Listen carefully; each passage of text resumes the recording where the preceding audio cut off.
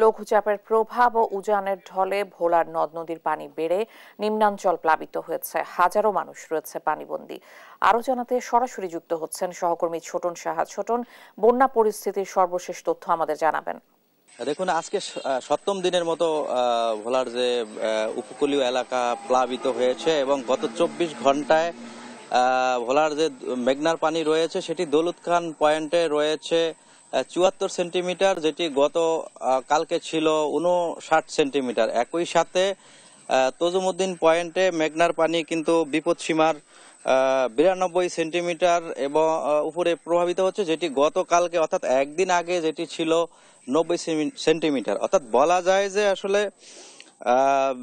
পানি আগের তুলনায় কিছুটা বেড়েছে এবং যেগুলো নির্মাঞ্চল রয়েছে এবং বাঁধের বাইরে যে সমস্ত এলাকা রয়েছে, গ্রাম রয়েছে, প্রায় 20টি গ্রামের মতো কিন্তু প্লাবিত হয়েছে এবং সেখানকার মানুষ কিন্তু পানিবন্দী রয়েছে। বিশেষ করে ভোলা সদরের রাজাপুর, মাঝেরচর, দৌলতখান, মদনপুর, নেয়ামতপুর সহ যে সমস্ত নিচু এলাকা রয়েছে সেগুলো কিন্তু প্লাবিত হয়েছে এবং মানুষজন কিন্তু পানিবন্দী রয়েছে এবং এটি গত 7 দিন ধরে অব্যাহত রয়েছে। পানি উন্নয়ন বোর্ড থেকে বলা হয়েছে যে উজান থেকে নেমে আসা যে পানির চাপ এবং যে গত কয়েকদিনের ভারী বর্ষণ, অতিরিক্ত ভারী বর্ষণ, এসব কারণে আপনার এই যে এবং লঘুচাপের যে প্রভাব ছিল, এসব কারণে কিন্তু এই যে নদ নদীর পানি বৃদ্ধি পেয়েছে এবং বিপদ সীমা অতিক্রম করছে মেঘনা এবং তেঁতুলিয়া।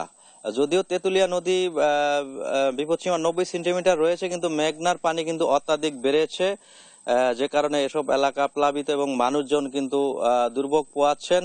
তবে পানি উন্নয়ন বোর্ড থেকে বলা হয়েছে যে এই অবস্থা হয়তো আরো 2-1 দিন থাকতে পারে এবং এরপর হয়তো পানি নেমে পরিস্থিতি স্বাভাবিক হওয়ার আশা তারা করছেন। এবং আমরা যারা উপকূলের বাসিন্দা রয়েছেন তাদের সাথে কথা বলেছি। তারা আসলে এই যে পানিবন্দী থাকার কারণে, জলাবদ্ধতা থাকার কারণে তারা বারবার সেই দুর্ভোগের কথা জানাচ্ছিল এবং তারা দাবি তুলেছে যে আসলে যেহেতু তাদের এখন এই মুহূর্তে মানবিক বিপর্যয় দেখা দিয়েছে, খাদ্য এবং বিশুদ্ধ পানির সংকট দেখা দিয়েছে, তারা দাবি তুলেছে ত্রাণ সহায়তা। তবে এখন পর্যন্ত আমরা যেমনটি জেনেছি, দুর্গত এলাকায় জেলা বা উপজেলা প্রশাসনের পক্ষ থেকে এখন পর্যন্ত আসলে ত্রাণ যে কার্যক্রম সেটি এখনো দেওয়া হয়নি, এমনটি আমরা জেনেছি। তো আসলে দিন যত বাড়ছে হয়তো এই পানির যে কমতে শুরু করলে হয়তো উপকূলে স্বাভাবিক অবস্থা ফিরে আসবে। তো এ ছিল আমার কাছে বন্যা পরিস্থিতির সর্বশেষ তথ্য। ফিরে যাচ্ছি স্টুডিওতে ইশিকার কাছে। ইশিকা।